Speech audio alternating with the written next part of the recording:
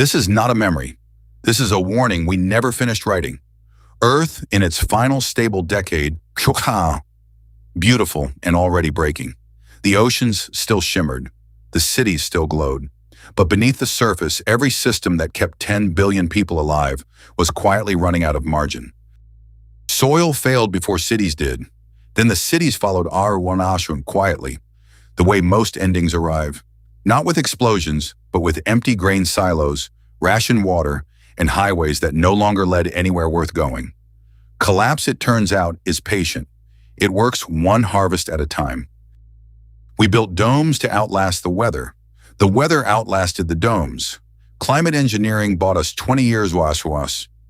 And then the atmosphere itself became something no engineer could negotiate with. Humanity had finally met a deadline that could not be extended. In a room lit only by starlight projections, a small group of engineers made the only decision left to make: leave or end. On the hologram before them, one star system glowed brighter than the rest, Alpha Centauri, 4.3 light-years away, our nearest neighboring sun. Humanity's last cathedral wasn't built to pray in, it was built to leave in. 12 kilometers of hull assembled in orbit over 30 years, by nations that had stopped fighting only because there was nothing left to fight over. They called it the Ark. It was the largest thing our species ever made. 40,000 were chosen, not the strongest, not the richest, the ones willing to never see Earth again. Farmers, doctors, teachers, children are a complete civilization in miniature, selected to carry everything worth keeping about being human across 4 light-years of nothing. The door did not slam, its sides shut, like the planet itself exhaled one last time. On the other side of that airlock lay everything our species had ever known. Every forest, every ocean, every grave. From this moment on, home was a direction, not a place. Somewhere below decks, an engine no nation had ever tested woke up for the first time, and the first time would have to be enough. A fusion torch, burning heavy hydrogen, skimmed from the outer planets, designed to push 40,000 souls to 12% of the speed of light. It rose without applause. There was no one left to cheer who wasn't already aboard. The greatest departure in human history was witnessed by empty coastlines and automated cameras, and by the ones leaving, who could not look away from the world falling behind them. Blue became black in under a minute. It is the fastest goodbye a sky has ever said. 100 kilometers, arva. That is all that separates a summer afternoon from the vacuum of space.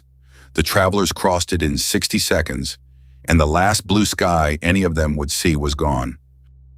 Somewhere in the ship, someone always stands at the last window.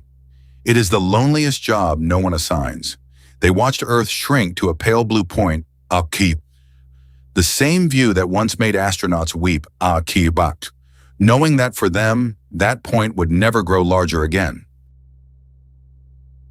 40,000 futures paused mid-breath so that none of them would have to feel the centuries pass. Cryogenic suspension cooled each body to just above freezing, slowing every heartbeat to minutes apart. Not sleep exactly, something closer to a bookmark placed in a human life. And then there was no more sky to break, only distance extern, the one thing the universe has more of than anything else. The ship became a single spark of warmth in a darkness so complete that even light itself takes years to cross from one shore to the next. 4 light-years stood between them and the next sun. Light takes that long. The ship would take longer. At 1/8 the speed of light, the crossing would consume 40 years an entire human generation, spent between 2 shores of the same infinite ocean. They passed through clouds older than the Earth they left behind, light, still arriving from fires long extinguished. Interstellar space is not empty. It is a museum of everything that has ever burned, and the ship moved through it like a whisper through a cathedral. No one dreams in cold sleep, but if they could, the stars outside would be a strange thing to dream about. Behind each frosted pane of glass, a human story waited ashram, suspended between the world that made it and the world that would inherit it.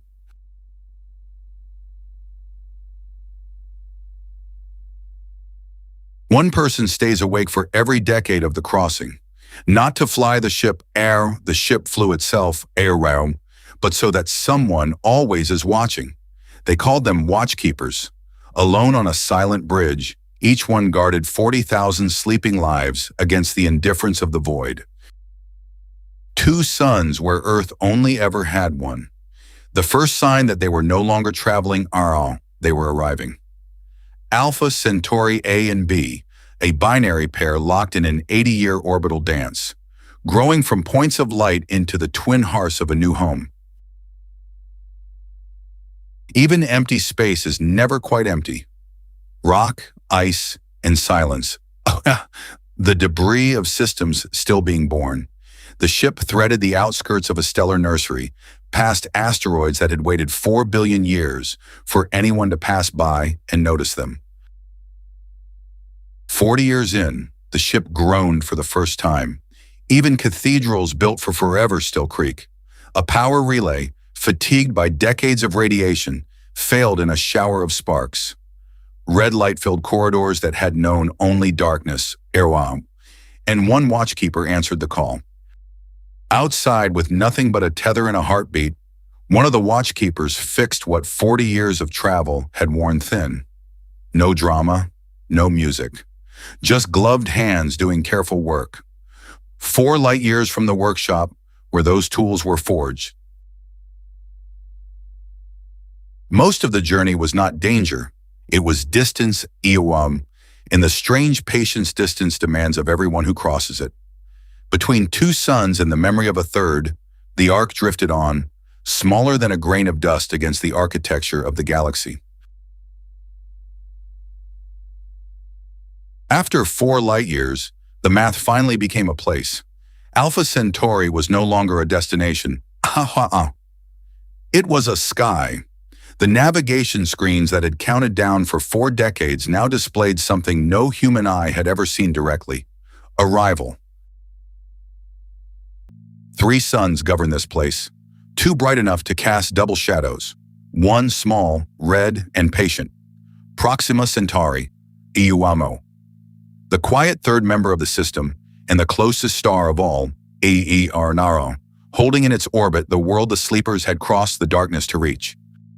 Proxima burns cooler than our old sun, and dimmer, but to 40,000 sleeping travelers, dim was never the point.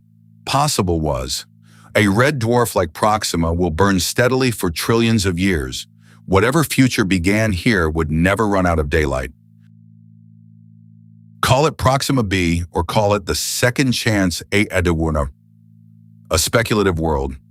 Never confirmed habitable, only ever hoped to be. Slightly larger than Earth, orbiting in the narrow band where water might stay liquid. Hope rendered in rock and atmosphere. One by one, the sleepers woke Apwas into a future none of them had lived to see arrive, yet all of them had built. Frost retreated from the glass. Hearts remembered their rhythm, and 40,000 people opened their eyes under the light of a different star.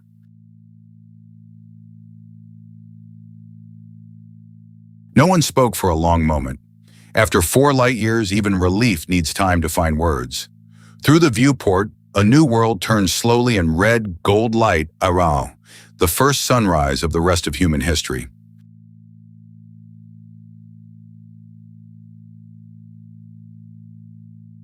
The ship that carried them across the dark would not land. It would wait in orbit, a monument to the journey, while the descendants of Earth took the next step alone. Shuttles fell away from its hull like seeds from a tree that had finally reached the far side of winter. Every world was new once. Every sky was first seen by someone willing to leave the only one they knew. This is theirs now. The next sky always is. And somewhere under 3 suns, a child born between the stars took humanity's first breath of alien morning air.